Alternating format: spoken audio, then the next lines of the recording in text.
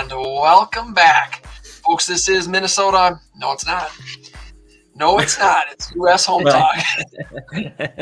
It's U.S. Home Talk coming to you live from Minnesota. Live from Minnesota and South Dakota. The great state of South Dakota. We could talk for hours about why South Dakota is so much better than Minnesota, but that is not what the show is about today, is it, Marcus? There's a lot of cool things happening in South Dakota. I'm not going to lie. Lucky.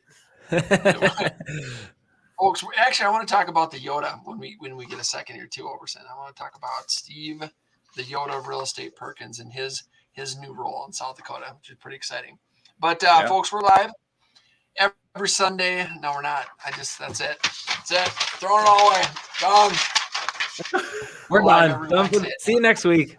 Done. Canceling the show. That's it. We're getting canceled. They can't cancel us, can they? We are alive, so you're right there. You got one thing right so far. We're alive. I'm just going to read this verbatim here. We are here live every Wednesday at noon, of course, on demand at ushometalk.com. Folks, everywhere you find your podcasts, we will be there as well. We're your hosts, Jason Walgrave here with Walgrave Real Estate Group and the Minnesota Real Estate Team at RE/MAX Advantage Plus. We've got the great Mortgage Michael Overson with Illuminate Home Loans, and Marcus Walgrave, my younger, smarter, and better looking brother with Hague Realtors. So, and we've got Evan Little with Paragon Insurance, who is also the great producer. He was trying to teach us some things this morning on how to enter the show. Apparently there's buttons that we need to push. And so, hey, do you guys like this? My new mic? I have to admit, though, Evan knows this because I called him before the show. It's not hooked up yet, so I'm just using it as a prop. Perfect. Because I got to get used to using the mic again, right? Oh, perfect. So I'm going to grab a microphone here, too. Just a second. Some Febreze. Just get used to having a mic there. Yeah. Perfect. Mine's real, and it does work. It does work. Lucky. You sound so much better. Got a big show planned this morning. We'll be talking about some fun stuff. I did pull some local market stats. We've been doing those about monthly, once a month. They've changed since last month, and so we'll talk about that a little bit. We have our phone line open. You can call or text your real estate questions to 612-234-7585 is the text line. You can text or call. Obviously, you can ask questions on our Facebook or YouTube as well. And a couple of folks take it. Anything in real estate related. So whether you're thinking about buying, selling, investing in real estate, you have questions about financing, you have questions about credit improvement in order to get the best options for your financing. Maybe you have questions about title, insurance. Of course, we've got our insurance guru, Evan Little, here with Paragon Insurance. So we welcome all your insurance questions and really anything to do with your home. So anything and everything real estate related, we want to hear from you. We'd love to, we used to play a game. We used to play a lot, Stump the Mortgage Guy. And so we welcome those questions. We're looking for very difficult and challenging mortgage questions that Mike will, 50-50 chance he's going to know the answer. Challenge accepted. Which is 60% of the time I'm right every time. So we're good. So we want all your questions. What are we talking about today? We got something kind of fun. Neighborhood features. It's kind of funny. I don't know if it's a feature, but neighborhood characteristics, I think is a better word, that hamper the value. What are some things going on in your neighborhood that may decrease the value of your home? And so we've got some good ones on there. They're fun to talk about. And again, any questions that you guys might have related to real estate, mortgage financing, anything and everything real estate related, text us your questions to our text line, which is 612-234-7585, or please in the comment section below, ask those questions or make the comments. Before we get into the main topic, I know everyone is just itching to hear about what's going on with mortgage rates. I think we've had some positive activity this week. We have had some positive activity. Let's go back to last Friday. Jobs report last Friday came out. It was a poor jobs report, which is exactly what we wanted, because a poor jobs report equals lower interest rates. So that did lower interest rates. The other thing that you're hearing in the news now is the collapse of the Silicon Valley Bank, right? So that bank failed. The Fed stepped in, the FDIC stepped in, and they're kind of taking that over and righting that ship. But today's news is that the banking crisis, right? So the Silicon Valley Bank is the first of what people think might be many banks that end up failing. This banking crisis is spreading over into Europe. So the central bank over in Europe came out and said they're in trouble, basically, for lack of a better term. And that's why our mortgage rates are again dropping today because of that banking crisis that's spreading out. So I think that this is going to be one of those things that will continue for a while.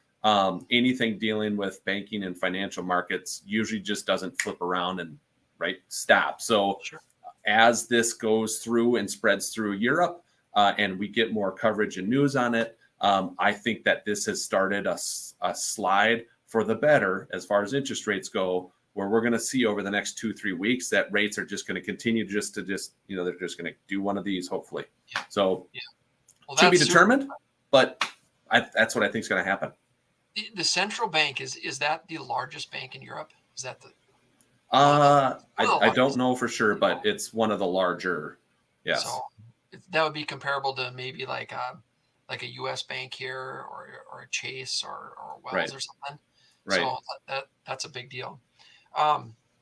We're in the spring market. I mean, it is a hot, smoking hot spring market. It feels like last year at this time. We've got the Parade of Homes going on in Minnesota in the Twin Cities market. So there's a ton of activity. Buyers are out. We got buyers that a lot of our buyers took advantage of not being in that frenzy of a spring market where they bought in December and January and February. A lot of people were just kind of waiting. They wanted to see what was going to happen. We're not seeing, and Marcus, I'd love to hear your thoughts on this. We're not seeing a whole lot of resistance or even talk about high interest rates. September was it was like a hammer came down and everyone was very concerned about it. Pullback on buying. The September, October, November sales were very much affected by the interest rate hike. But I think that the majority of buyers right now, they've just accepted the fact, look, our rates are going to be, low sixes, and if we get lucky, they might be in the mid fives. But the ones that have held off because of that, I'm seeing, and our team is seeing, they're back in the market. And they're like, look, I don't care what the interest rates are. I need a place to live. I got to buy a home. Last fall I could, before the rates went up, I could buy a $500,000 house, and now I can buy a $400,000 house. So that sucks, but I still need to buy a house because I need somewhere to live. And there's way more options when you're looking at homes for sale than homes for rent. And then we've talked about, endlessly on our show, the benefits of owning versus renting. And so, I mean, the market's hot, and we're very excited to be helping out a lot of home buyers in this market right now. Yeah, Jason, every time anybody ever asks me about, rates and how it affected the market, and it reminds me of a lot like 2018 when the Feds bumped up the prime 4 times throughout I think it was 4 times throughout 2018, once a quarter. And at the end of 2018, the individuals that had been looking throughout 2018, by the end of 2018, they were discouraged, and then they stepped away from the market. So it completely stepped away. They're like, we're done. We're not buying a house. And they stepped away. And then there was like that 60-day, kind of a strange 60-day window where there wasn't a lot of activity going on. But to your point, exactly, the buyers that are coming into the market, which buyers are coming to the market every day, regardless of the rate. people have to move. They're taking job opportunities in other places. Life events happen. There's just doesn't matter what's going on in the economy. There's going to be life events that are going to require you to make a move. So those individuals who just came into the market, let's say March 1st, they maybe didn't know that rates were, super attractive in September of last year. And they also know they can't go back in time and lock that rate in. So they don't really care. They're like, okay, we're at 6 or 6.5. And so when rates were going up to like 7, they're like, oh shoot, it went up a half a point. That's how they looked at the situation. And, in the last, Mike, in the last, 60, 75 days, 90 days, we haven't really seen a big jump in the rate, maybe a 6 to a 7% difference in that period. So there is some stability in the rate that we do have right now. And it, good point that you're making, Jason, is that, maybe the individuals who were house hunting in September got scared because the rates did go from 4 to 6, by December. They said, okay, we're done. We're walking away. But, to your point exactly, they spent a couple months on the sidelines and were like, we still need a house. Yep. So, at least the rates aren't 7. They're now 6 or whatever they are today, 6.25, 6.5. They were better than what they were on at the end of December. So let's jump back in and start house hunting. And that's going to make it even tougher for those buyers. Because there's going to be a lot of competition. My last 2 deals, representing a seller, representing a buyer, both situations were bidding wars. So yeah, we're seeing that, and we were seeing multiple offers already in January, on home prices from 300 to 800.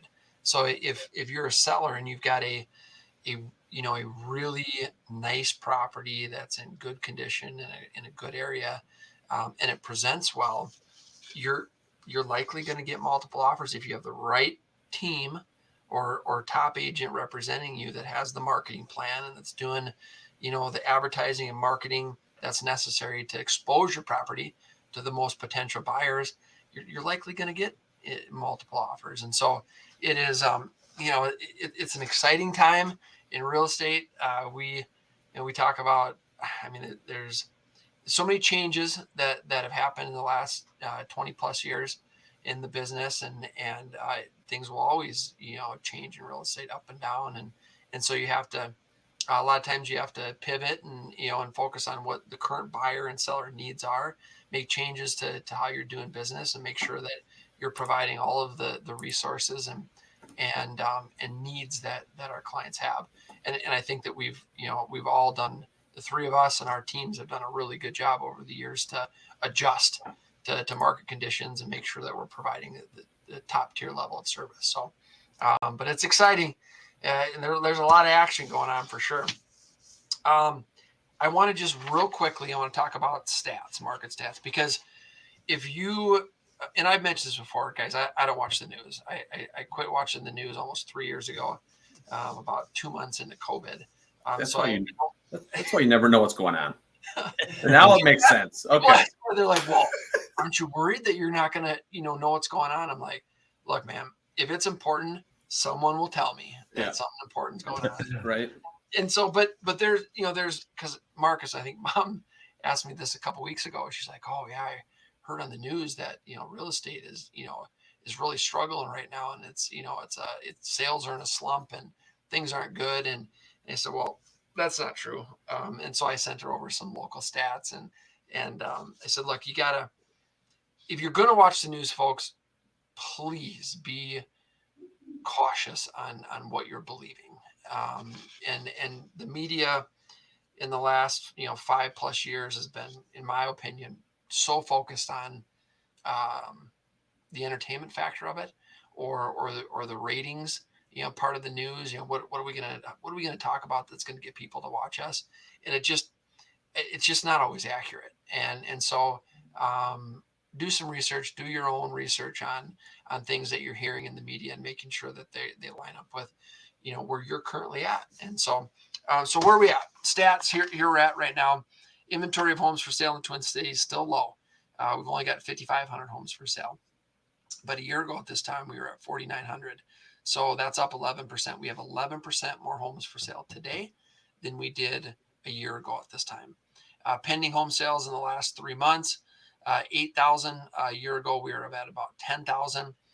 So that's down. We've got the median sale price currently is 342, where a year ago we were at 332. So that's up almost 3%. So you've been hearing the whispers for the last 3, 4, 5 months. Home prices are going to tank, and there's a crash coming, and values are going to go down. That's just not the case. That's not what's going on. I talked to a guy yesterday that wants to make an offer on some land, and his his comment was, we were thinking about waiting till like June, to make an offer on this. It's a 40-acre piece of land, and he said, because we think that values are going to go down, or home prices are going to go down. And I said, I don't think that's going to happen. I think between now and June, the home prices and home values are going to go up in almost all cases. There's exceptions, of course, but the way that the activity is and the buyers are out there in the spring markets here, I don't expect any value decreases in the next 3-4 months. I don't think it's going to happen in the next 4 or 5 years. I don't see values going down. So we've got values up about 3%. Affordability index is at 135. Last month when we talked about this, it was at 102. So a month ago it was at 102. It's currently at 135. A year ago we were at 177. That's because the interest rates were phenomenal. So the affordability is down a little bit. Homes per buyer 1.4. A year ago we were at 0.9. So there's more inventory in that area. But here's the really interesting stat, and we've felt this. We've kind of seen it, but days on market, average days on market a year ago was 41 days. Right now, today we're at 60. And so we had it. We talk about the last 24 months. There were times where it was like 19, or 18 days on market, and that's the entire market as a whole, right? So that's every property, every price range when you're talking about residential homes. So right now it's about 60 days. So if you're a seller, prepare for that, and it's going to take, average 60 days to sell your house, another, 30 to 60 days to close. So you're, from when you list to when you're going to close is probably going to be in that, 60 to 90 plus day time frame. So that's something to keep in mind when you're trying to plan your move around, whether it's a school year or the summer before the next school year. And then lastly, homes right now are selling for 96% of list price. A year ago, it was 99.6. So a year ago is nearly 100%. Right now we're at 96%. So that's about a 4% discount. And we've seen that. Maybe that means the seller is going to contribute 3% of the price into closing costs. Or maybe they're going to contribute toward buying down that rate. And so there's flexibility, or there's willingness for sellers to negotiate. And again, right now homes are selling for 96% of that list price. So some local stats, wanted to talk about those because it is different in many cases than what is on the news or that you read in the newspaper. Inventory is just a huge driver of home values. We all know that, right? The supply and demand. You look at where we're at supply-wise and demand-wise, there's a line down the street of pre-approved buyers that we're working with right now that are ready to go. There's just limited inventory, and that's why they haven't closed on one yet. Now, we don't need more buyers out there, right? So a lot of people are talking about, when is the government going to step in and, and start injecting money in the mortgage-backed securities market to drive these interest rates down so homes become more affordable and we have more buyers out there? Well, the problem is that doesn't solve any sort of problem. Right. Injecting more buyers in this type of market doesn't help. You're just going to create a longer line of people trying to find a house. And when that right house does come on, now you have 50 people looking at the same house instead of 30 people looking at it. That doesn't help. We need more sellers. Yep. That's really what it comes down to. So for those people that are like, ooh, I think, values are going to come down and be able to get this house for a deal, it's going to be the opposite. The longer you wait and the longer that line of pre-approved buyers ends up getting this spring, the more you're going to pay for that house. Yep. That's just the facts there, right? So interest rates coming down will help the market. I think a big thing from for people right now is, if you own a house right now, and let's say you got a growing family, right? So you bought your first house, it's a townhouse, 3-bedroom, 2-bathroom townhouse. You started with 2 kids before COVID. Now you have the COVID babies in there. Now you got 4 kids, right? You're busting at the seams. You need a bigger house. But it's really hard for me to move out of this townhouse with a 3% interest rate, knowing that I'm going to a single family house now with a 6 or 6.5% interest rate, right? It's those people that it's like, I want to move, I need to move, but to swallow the interest rate difference of where I'm at now versus where I'm going to be at, it's a little too much. So as rates do come down, we're going to see more people now opt to sell, because going from a 3% rate to a 5 or 5.5% rate, you can stomach that. But going from a 3% to a 6.5 to 7% rate, now that's just too much to bite off. So we will indirectly create more sellers as interest rates come down because of that fact. But we certainly, like I said, don't really need more buyers out there. That's not the problem. We need more sellers. Yeah. And I, one thing that, Mike, numbers that we've been running, and Marcus, I know you've been doing this as well in the last year, is folks that have that super low interest rate, and they've got a house that is in a great area they know is going to rent quickly. And so, we run those numbers. Okay, what do you think we can get for rent? A lot of those clients of ours, they're keeping the property. Maybe it's a townhome or a smaller single family home. They're keeping the property. They're keeping the rate. They're figuring out that, man, I can rent this out and I can make, $500, $600, $700 plus per month in cash flow. Now I can put this towards the house that I want to buy. And when you have that money to offset the higher interest rate, you look at it and you're like, well, it makes sense. So I got money coming in from the property that I'm living in. I'm going to convert it into rental property. It's at a low rate. And so that higher rate, it doesn't sting as much, because you've got some additional funds monthly to offset that. And so you got to get creative when the market changes, and you got to look at all the different options and the different things that are available to you. And we always like to sit down with clients and find out, what's your needs, what's your goals, what's your wants, and then give them, all of the options that are available, and help them, make that decision. So, but it's exciting, folks. It's a great time to be in real estate. I love it. So it kind of drives home the point of, the experience factor. An inexperienced real estate agent here's a client say, I just, the interest rates and what I got to pay for a house now, it just doesn't make sense for me to move. That agent's like, okay, reach out to me when you're ready, when it gets to that point, right? The experienced agent is like, okay, I understand your concerns. Let's figure out how we can make it happen today. Yes. Right? Let's figure out how we can make it happen, because you can get creative. We have been in these situations before. Just like you pointed out, what if you keep your current house, rent it out, use that additional cash flow, you're going to get that to offset the payment on the new house. Yep. Opens up another door. It's like, whoa, I've never even thought of that before. Yes. There we go. Solution. The best real estate and mortgage folks out there are incredible problem solvers. And I mean that's, Marcus, you and I, a part of our job all the time is, okay, well, what's the issue? What's the need? What's the want? What's the problem we have to solve for our client? Do they need a bigger house? Do they need to move to a different location? Mike, on your end, holy moly, how many deals have you done over the years that other mortgage people couldn't do because they couldn't figure out how to fix the problem? Right. And it's just, it takes more effort. It takes more experience. But I'll tell you what, those deals, man, it's fun to go to closing.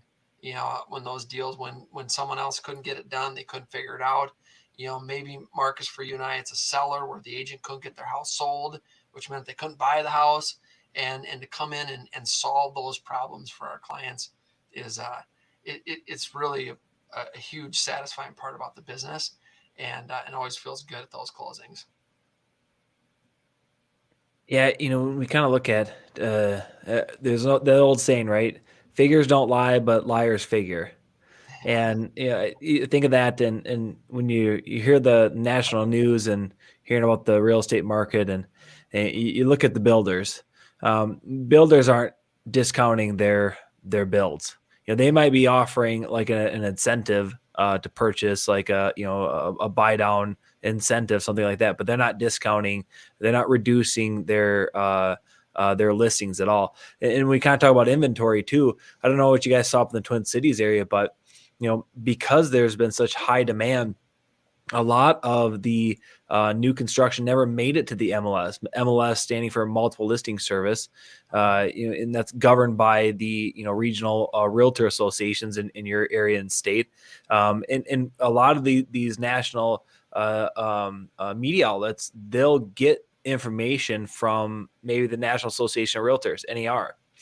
Well, NAR is pulling their data from the MLSs. And there's a large number of transactions that are happening that never make it to the MLS because of new construction. So, if you were to add in everything, we kind of talk about the at the end of the year, the building permits, the number of building permits, that were pulled last year compared to the year before, and you look at it, it's like if you look at the number of homes that were built, they weren't just built just to get built. They got built and they got sold to a buyer. And if you were to add those numbers into the MLS numbers, now it's a completely different story that you're telling. So, I mean, you can take one fact and you can, in a sense, spin it really any way you want.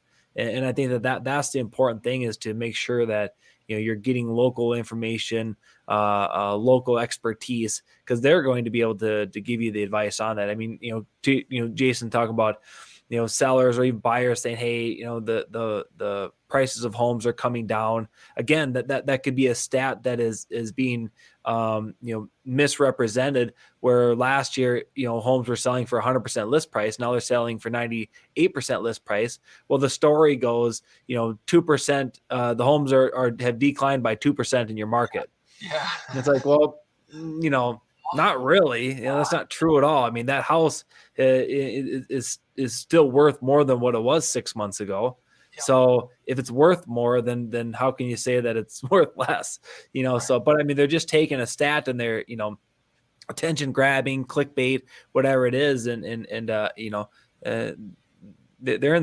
not charities, they're businesses, and they need to make revenue, and by doing so they got to get viewers. So I mean, it's important to make sure you are getting the right information. Well, and I like stats, right? I mean, everyone likes stats, and you can look at them, and statistics are great. But the question you need to ask when you're looking at the statistic, is it coming from the complete data, or is it coming from part of the data? And so, you can manipulate the statistics if you're not pulling all of the data. And so, just folks, just ask questions, do some digging, do some research. We're giving away a couple pair of Tim Wolf tickets today. If you'd like to go, we're looking for questions, anything, everything real estate related, in the comment section below on Facebook or our YouTube live page. You can ask those questions, or you can text us at 612-234-7585. That is our text line. I suppose I better actually check the texts now that we're giving out the number. Any questions related to real estate, text us your questions to 612-234-7585. That is our text line. You can call or text. Either way gets to us. Text messages or text questions will likely be answered during the show. And voicemails we can answer at next week's show. But again, Facebook or YouTube Live, in the comment section, you can ask your questions, or you can text them to our text line, which is 612-234-7585. I feel different today, right? With this mic. I got this mic here, even though it's not plugged in. It's a cool prop. I got product placement while I'm doing the show. Oh, nice. Very good. Did you notice that right away, or no? I Looks did. good. I did. All right. What are some things in your neighborhood that could negatively impact the value? What's going on in your neighborhood that is going to likely not help the value of your home? So we're going to start hospitals. Surprisingly enough, hospitals can potentially decrease the value of your home. Marcus, why do you think that is? Hospitals? Yeah. I think, when you think of hospital, you think of people who are, injured or sick, and the kind of the energy that goes towards that.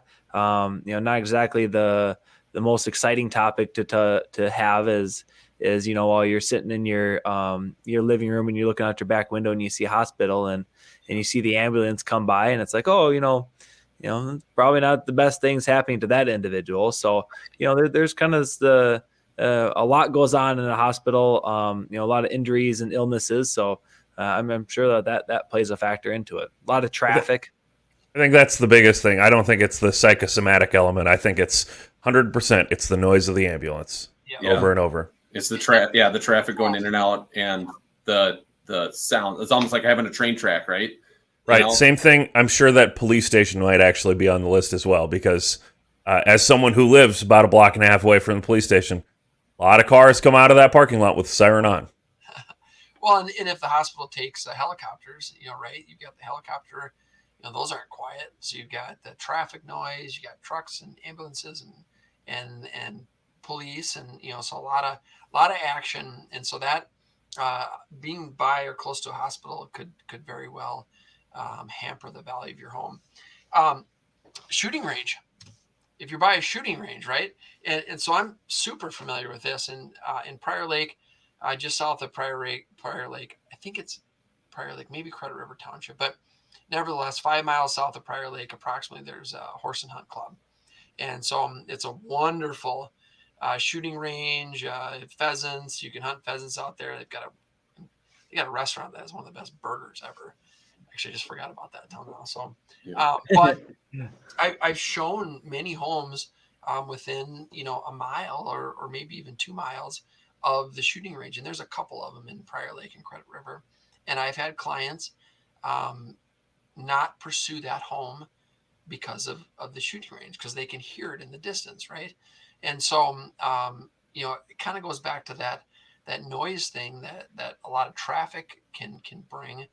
But a shooting range will likely not help your home's value. Unless you're in Laverne and you're by the shooting range in Laverne, then you're good to go. Right? Yeah. Or South Dakota. People love their guns in South Dakota. So they might look at that and say, hey, I only have to, drive a little bit to pull out my guns and get a couple rounds off. So that's a good point. South Dakota and Texas, man. If you got a shooting range next to your house, it helps the value. Probably. Yeah. What else? What else can not help? Power plant. My goodness. So there's some big power plants in the area. Hastings has a monster power plant right off of 52, and power plants they're not great to look at. They don't have a warm fuzzies that you get when you drive by a power plant, and all the steam stacks coming off and all the metal and concrete of the buildings. And so a power plant is something that will likely not help your home's value. But I think you could probably argue that virtually all industrial, if you're that close to an industrial park, it's most likely not going to be to your benefit. Yeah, and I was thinking water towers, and so that might not help you, or a water treatment plant. We had a deal a couple of years ago. Beautiful house, great neighborhood, but the lot going into the neighborhood, and it was a cul-de-sac. The city had built a couple water towers, and not the ones that we think of are super high. They're more they're lower and wider, but they're still not that great to look at. And we had a couple buyers that just simply said, no, I don't want to drive by the water tower. I don't want to drive by the water storage tank every day. So those type of things, Marcus, I agree. Anything industrial is probably not going to help unless you're looking for that city conversion where they took the industrial building and converted into loft condos, where you're kind of that's the vibe you're looking for. But for the most part, they're not going to help. Funeral home. A funeral home is likely not going to help your home's value. I think that it makes sense. I think there's the funeral home that's in Laverne, kind of off of is it off of Main Street? Right off of Main Street over there. 75. Of a 75. You're right. Yeah. Of a 75. Yeah. That is something that likely won't help your home's value. I think now, some of the older funeral homes, many of those are built in residential neighborhoods, and so you've got, but kind of people get weirded out about that, about a funeral home. I don't think it'd bother me, but I think a lot of people would be bothered by that. And then this goes hand in hand with the funeral home, cemetery. Being next to a cemetery is likely not going to help the value. You're gonna have quiet neighbors. You're gonna have quiet neighbors. I was waiting for it. So many of you folks know that Marcus and our folks, they owned an excavating business for 40 years. Is that right? Yeah. 40 years. They just up until recently. Yeah. And a part of that 45. business, 45 years, man. And a part of that business, they had contracts with 35 plus cemeteries. And so Marcus and I, and our other brothers, Derek and Brad, we grew up at the cemeteries. And so we were helping opening up the graves, and, we mowed a lot. We took care of St. Catherine Cemetery in Laverne. And so that, I suppose being around it helped, but, cemeteries have never bothered me. Here's the thing with cemeteries, though. I believe it's how you market it, right? Yes. You got a house listed right across the street from a cemetery. Obvious marketing is people are dying to get into this neighborhood. Come check it out now. Right? Yeah. I mean, you got to use what you got, right? I'm saying. You can That's how you market it, right? Between that one and your neighbor, my neighbors are super quiet. It's a peaceful neighborhood. Peaceful neighborhood. People are dying to get into this neighborhood. I mean, you can rest in peace in this neighborhood. Evan, would that bother you? Could you live next to a cemetery? Yeah. Yeah. Why not? Yeah. Hey, I got another factor for you guys I want to bring up. But Evan, I saw we had a text question come in, right? Or Yeah. a Facebook question come in. Yeah. So Corey wanted to know, is the Fed going to reverse course and cut interest rates? No, they're not. Now, number one concern of the Fed right now is getting inflation under control. That's number one concern. So they are going to do what they need to do in order to get that underneath control. The way they control that is they raise short-term interest rates. Now, you got to remember, short-term interest rates is what the Fed has control of. They do not have control over long-term interest rates. That's why you see adjustable rate mortgages, which are short-term rates, also home equity lines of credit or second mortgages. Those are also short-term rates. So are auto loans. Those are also short-term rates. All of those are creeping up, right? When a short-term rate goes up, typically what happens is long-term rates come down. Now, inflation, there's a bunch of different factors. It's just not quite that easy, right? But when the Feds come out and say that they're going to raise interest rates again, you're going to see for the next couple of days that long-term interest rates, so 30-year fixed mortgage rates and things like that, are probably actually going to go lower for the few days after that announcement, because that's typically what happens. Short-term rates go up, long-term rates come down. They're on a teeter-totter together. So, but I don't think the Fed's are going to slow that down. It's going to be inflation. As soon as they feel like inflation is under control, it's been under control for a while, it's heading in the right direction, that's when they'll start backing off and lowering the short-term interest rates. But that's going to be down the road a ways. I just don't see that reversing course very quickly. Yeah, great question. Yeah, the inflation rate is, they want that at 2%. What are we at? 6 right now? So I mean, they're the last inflation rate reporting, and so I mean, there's still quite a bit of ground to make to get to that ideal 2% inflation like the Feds want. So they still have some work to do. So, yeah, eventually, but nothing in the short future here. Yeah. So, great question, Corey. Thanks for sending that in. What else neighborhood features may hamper the value do we have? We just talked about a cemetery, a homeless shelter. Homeless shelter will likely decrease your home's value. And I think there's a lot of obvious reasons why. You guys' thoughts on that? We agree. you get a lot more foot traffic, in those areas.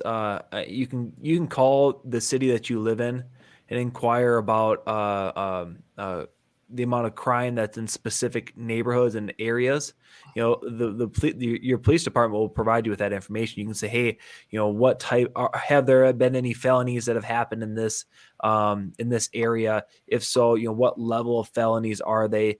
And you know, lower income neighborhoods typically have lower education, and statistically, you know, they have higher crime rates. So you know, if you're trying to provide a service for people who are homeless, you know, they'll most likely congregate in areas that were lower income, that maybe was where they were renting at one time, and now you know, can't afford to get the pay the rent, so they had to, you know, move out and you know, live on the streets. And but they don't, in a sense, leave that neighborhood. They still kind of stay within that area. So yeah, I mean, that you know, you're gonna have more foot traffic, and you'll likely have some more crime in those areas. Yeah, that's some good thoughts on that. This goes into the next one, higher renter concentration. And so what that means is that there's a lot of rentals or renters in the area, and that could decrease the home's value.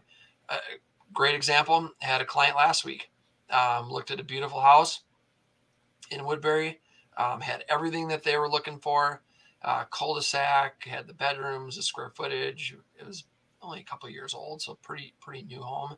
I mean, it felt brand new, mint condition. And behind the house was a pretty big, 5-acre kind of low area that'll never be built. But then right behind that was a gigantic apartment building that they're building right now, and it's new, right? And so it's not like it's a dilapidated old apartment building. It's a brand new apartment building, and they're like, yeah, we don't want to be this close to the apartment building.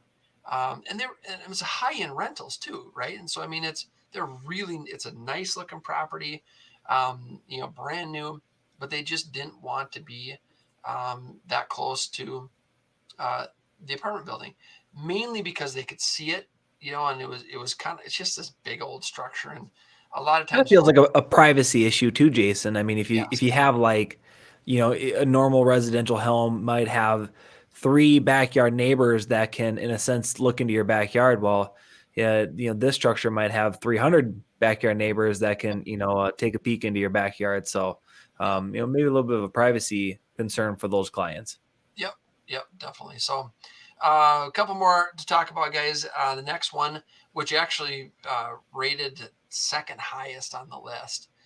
So I've been kind of going through the, which ones affect your value the least amount, and coming up to what affects your value the most amount. And so, Evan, I mean, I know you'll appreciate this one, but strip club is likely not going to affect the value, or not going to help the value of your home. This might be correlation, causation. It's cheaper to build a strip club in an area that doesn't have high values in the first place. But maybe a really classy joint that might not be true. Who knows? What if you call it a gentleman's club? Does that? That's right. It's a gentleman's club.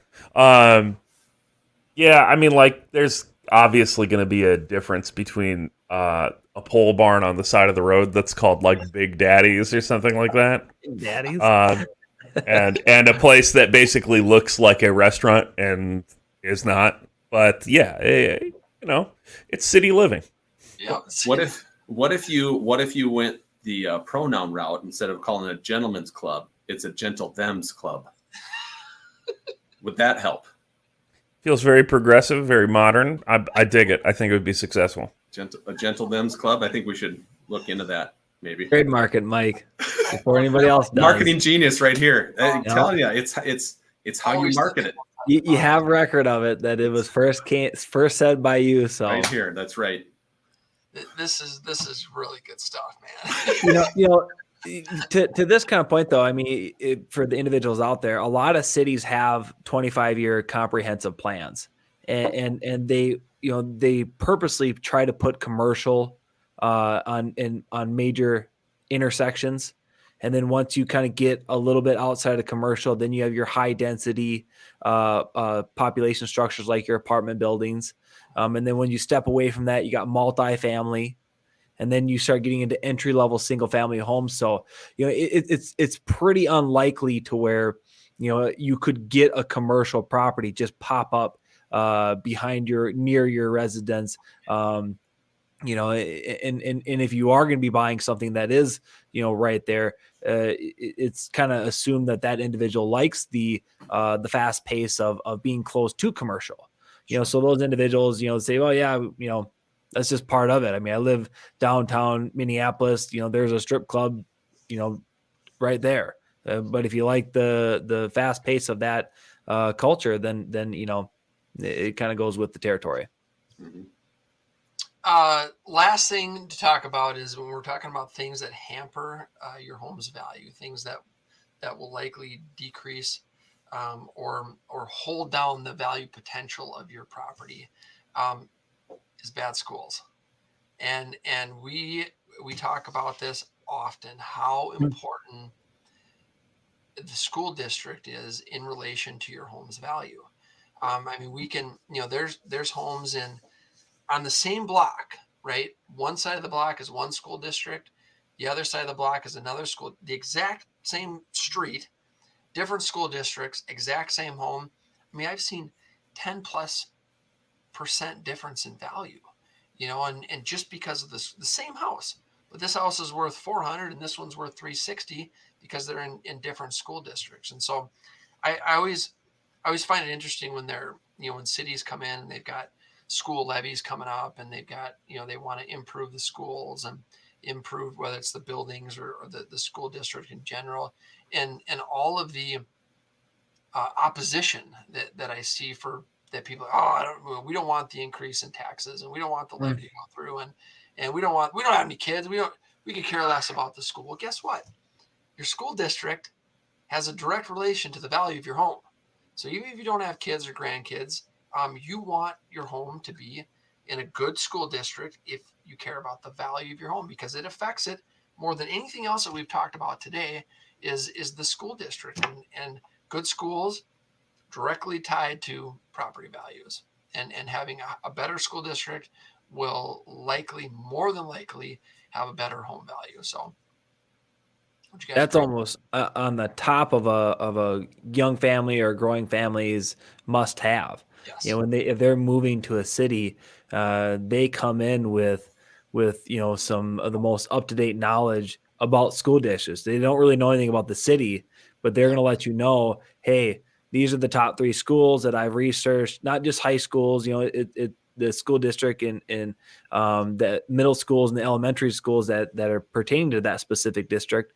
They come in with that knowledge. And if you're having a hard time finding that information, you can reach out to your realtor and they can direct you in that direction. So, yeah, I would say a third of the buyers that we work with are school district specific. So rather than I want to live in this city or I want to live in this neighborhood, they say I want to live in this school district or this. They might have a couple options, but it is not city driven. It is school district driven, and it's important to know that. So, folks, best time to get a hold of us, or any time to get a hold of us, is our website, ushometalk.com. We're live every Wednesday here, live on Facebook and YouTube. We've got a text line and a real estate hotline number, which is 612-234-7585. You can call or text us anytime. Connect with Marcus, Mike, myself, Evan, and all of our fantastic partners. Be sure to go check out our website, ushometalk.com. You can connect with everyone directly. We got pretty much everything to do with your home, right? So anything to do with your house that you're looking for, contractors, vendors, you need help, you need services, it's probably on our website. If you need something that we don't have, let us know. We'll go out and we'll recruit another show sponsor and vendor, vet them, make sure that they're really, really good, and take care of that need that you might have. But we appreciate you guys tuning in. We'll be back live next week at noon. Mike's going to be main host. Is that what it's called? The main host? Or what's it called? Mike's going to be he's going to be flying the plane next week. Yeah. What's going to be going on? Captain, So- I'm be the Captain Kirk of the ship next Head week host. for sure. He's gonna be Can I be Spock? I'll be Spock. Sure. Yeah. Yeah. Be whatever you want to be, Jason. It's America. All right, guys. We appreciate tuning in. We'll see you next week at noon live. Have a great week.